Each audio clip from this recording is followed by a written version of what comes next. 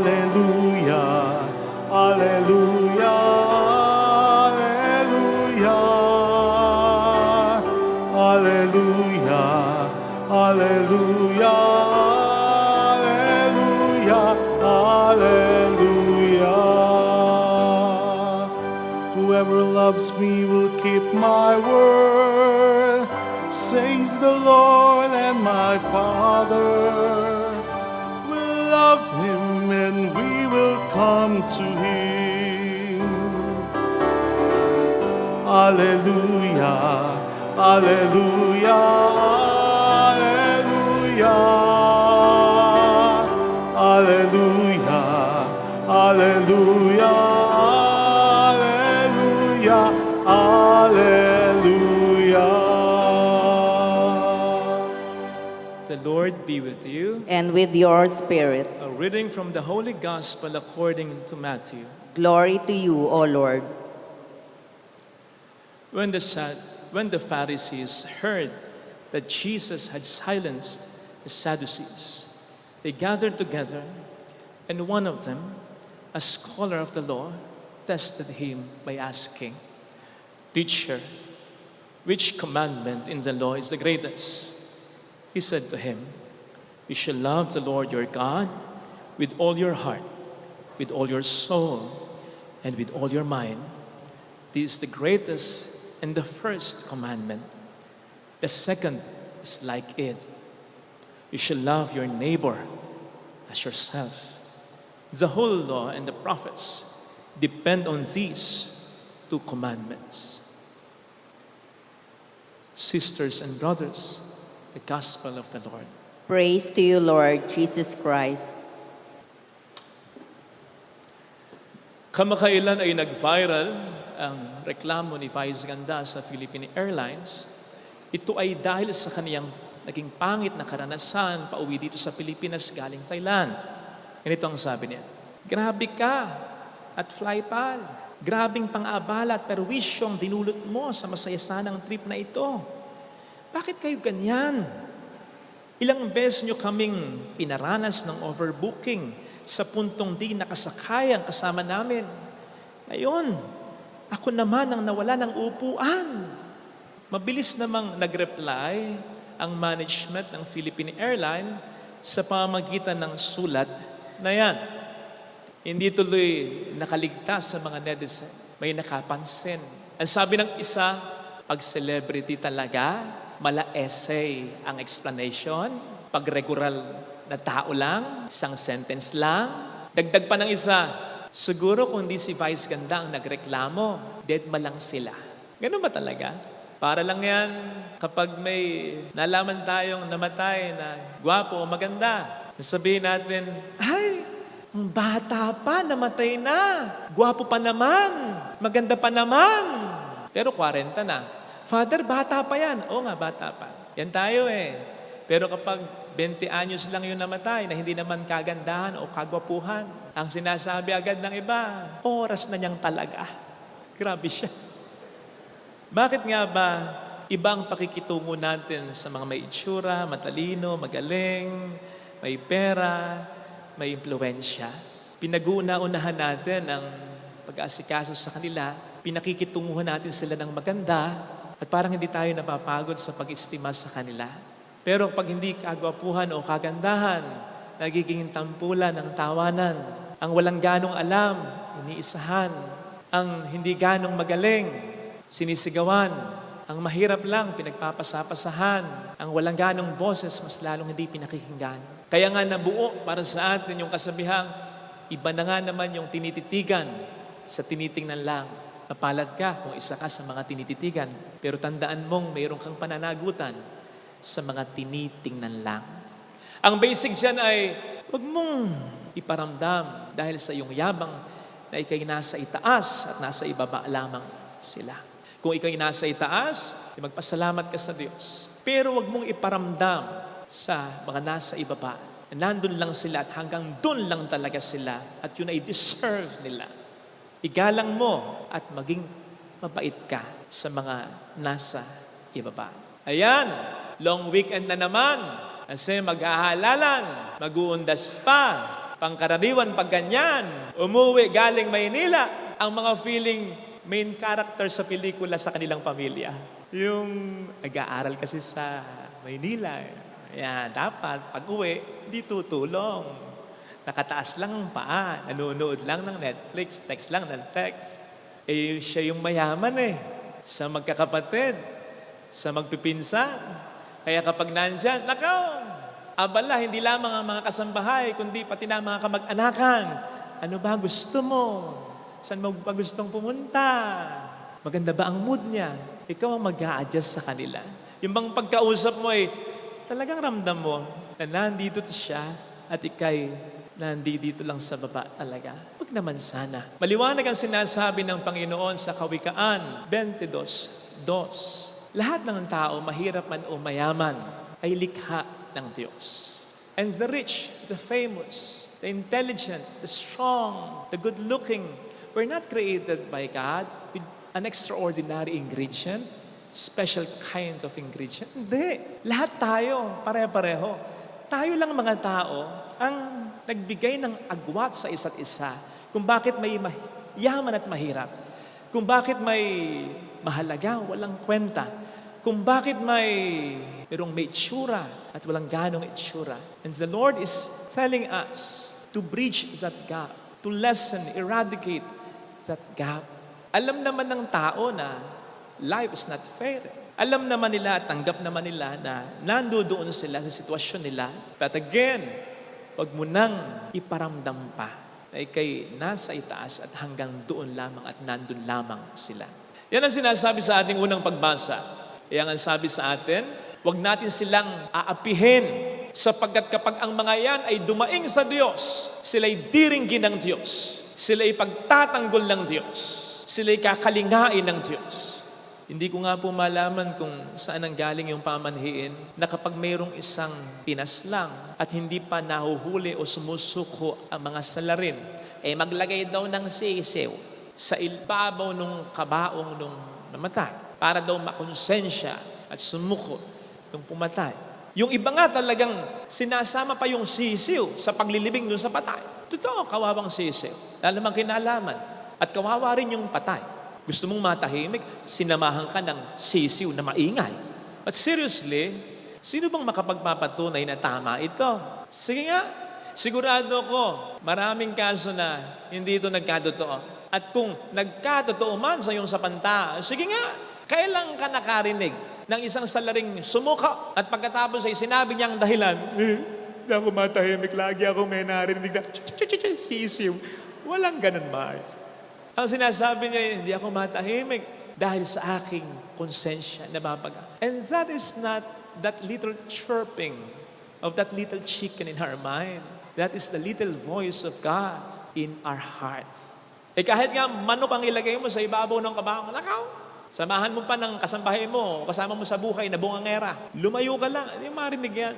Pero kapag boses na, kahit munting boses pa ng Diyos, kahit saan ka magpunta, kahit takpan mo pa ang iyong mga tainga, maririnig at maririnig mo siya. Kaya sa Diyos tayo dumaing at humingi ng tulong talaga. Ito ang dahilan ka bakit minsan ay sinasabi ko, kapag meron tayong inargabyado, nilait, sinaktan, pinautang pero kung singilin natin ay napakalaki ng patubo natin na hindi makabayad o makaganti sa atin. At pagkatapos ay sa kanilang panalangin, ay kanilang sasambitin, Lord, inaapi ko. Masyado akong ginigipin. Lord, tulungan mo ko sa taong ito. Kabahan ka na. Sapagkat, ang sabi sa ating unang pagbasa, diringgin sila at ipagtatanggol niya sila. Mararamdaman mo ang ganting parusa ng Diyos para sa mga taong ito.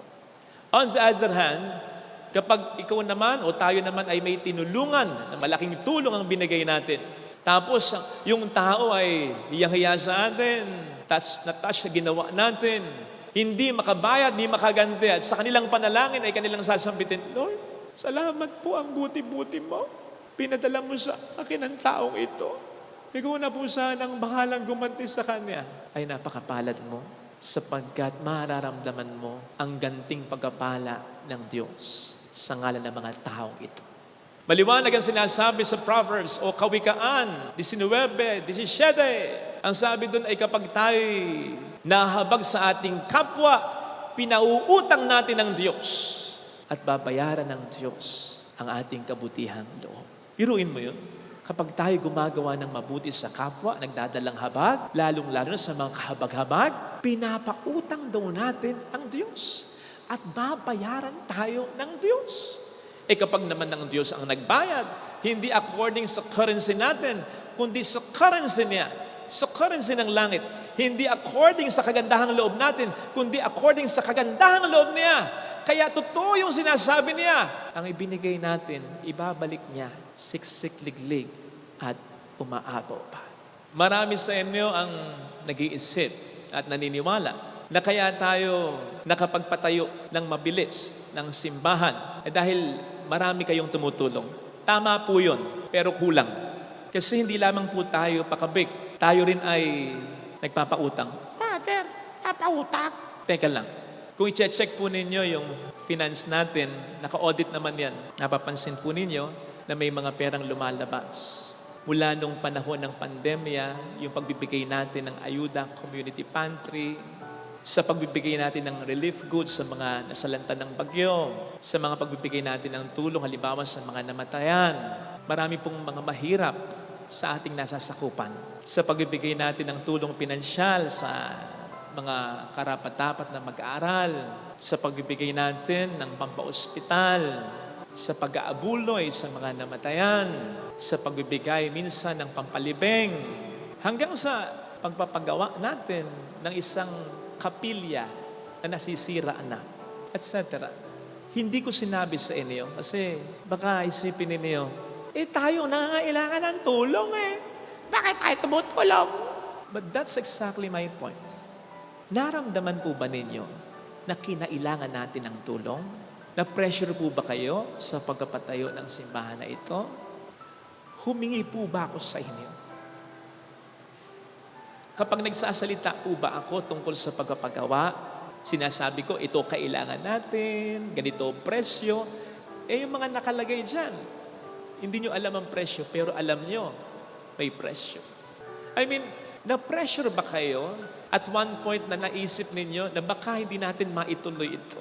Naramdaman ba ninyong nagpapatayo tayo? Ako hindi. At anong dahilan?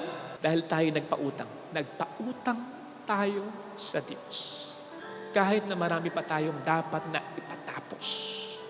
Resulta, biyayang hindi nauubos. Ang sabi ko nga, akala ko, pagkatapos mapatayo ang simbahan, kahit may mga ibang papagawa pa, at least yung simbahan, akala ko, makapagbabawas na tayo ng misa. Kasi napapagod din po ako.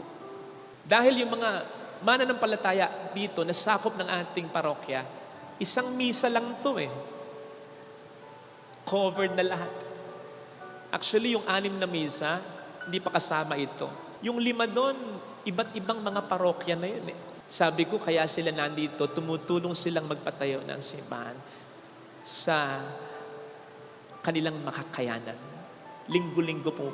So naisip ko, pag napatayo na, uunti na, 3 beses na po tayong nakapagpapabili ng monoblocks Hindi kayo kumukunti. Dumadami. Ganon kabuti ang Diyos. Ganon kabuti si Mama Mary of La Salette. Kaya sabi ko, matapos lang, konti na lang ang paggawain natin. Mas magko-concentrate na tayo sa pagtulong sa iba. Kasi gusto nating maramdaman ng iba ang pagmamahal na naramdaman natin dito sa ating parokya.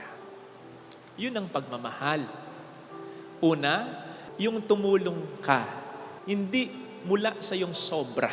Yung tumulong ka kahit nangangailangan ka. Hindi tulong ang tawag doon. Pagmamahal yon.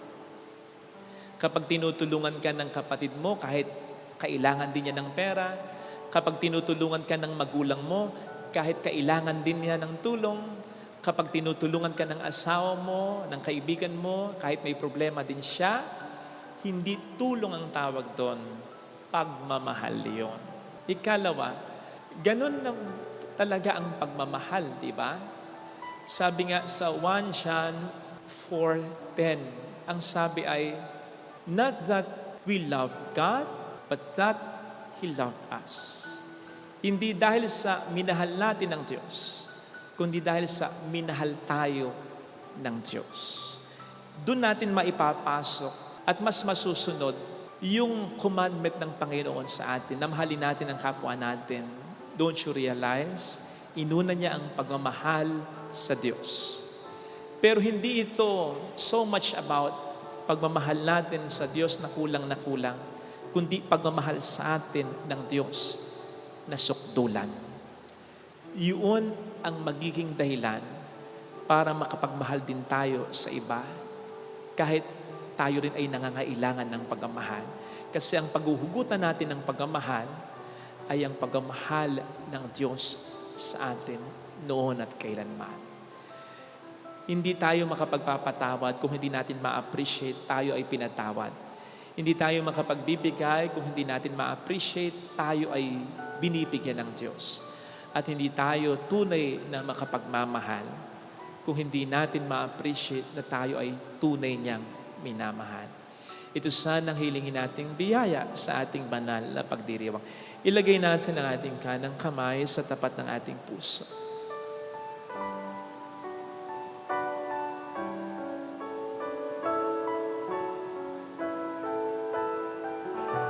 Awitin natin, alam kong may magagawa ang Diyos.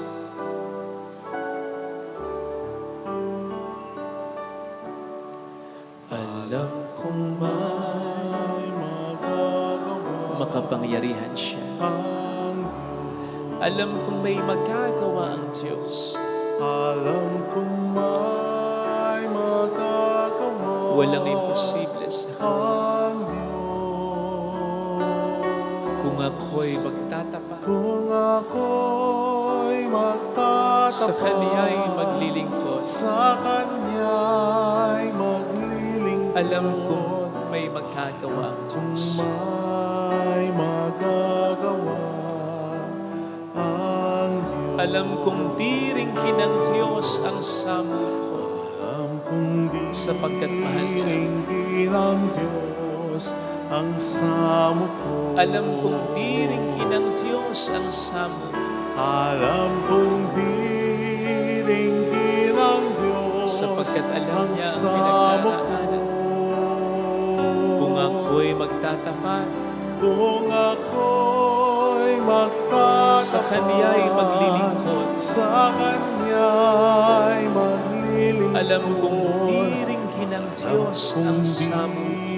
Ringkin ang Diyos ang samo ko. Bigyan natin ang ating mga mata. Panginoon, tulungan mo akong magmahal pa.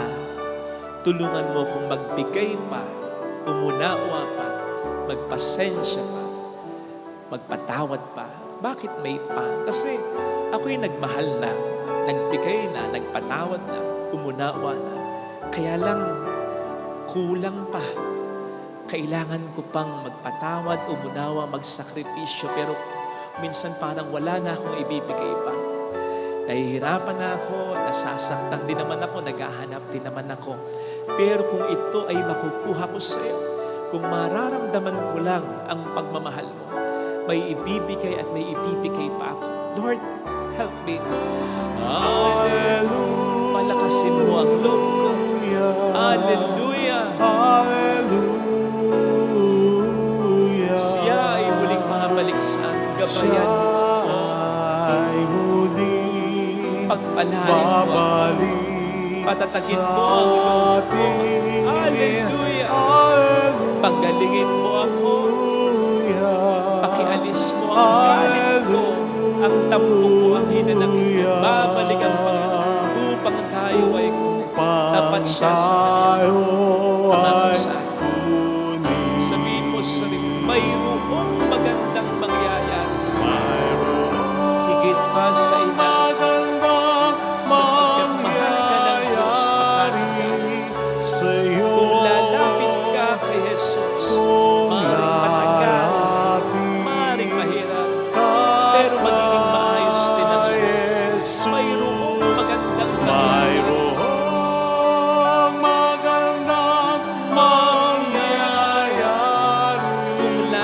Lalapit kay Jesus. Kung lalapit kay Jesus.